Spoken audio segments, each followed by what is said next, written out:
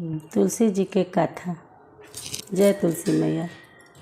अषाढ़ तुलसी रोपन लागे, सावन तुलसी भैदो पात, आसिन तुलसी अठंगनी, रेठा नारायण बीठा, आइले हरे माधव लावले हकारा, कह कह तुलसी अपन उत्पात, के तोहर माई के तोहर बाप, कैसे भैले जन्म तोहार, नामोर माई नामोर बाप, बिना माई बाप के लिहनी अवतारा, झूठ वचन जन बोला तुलसी,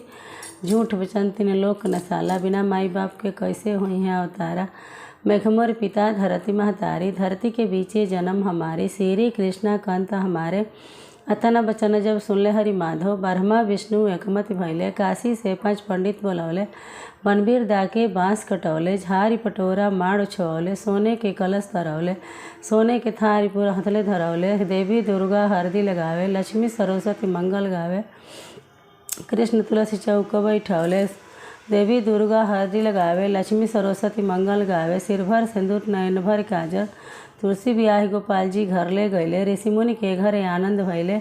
अगहन तुलसी अच्छी सयानी, पूस मासे तरिवन डोले, माघ मासे परे टुसारा,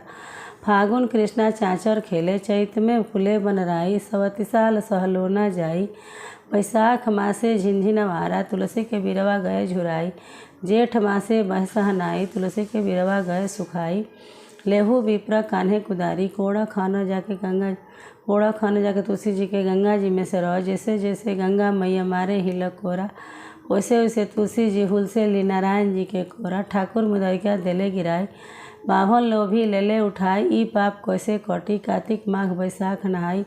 10 अंश घर बैठल पाई, ना सुनी एक फल पाई, हल्की दलकी के संजन करिह, कुताइल जइह सुताइल लइह, जवन प्राणी तुलसी गुण 12 बरिस गाई, उनकर पति बलवाना होय, उनकर पुत्र बलवाना होय, अग्नि समाना होय, एक बार बोला तुलसी महारानी की जय, गंगा महारानी की जय।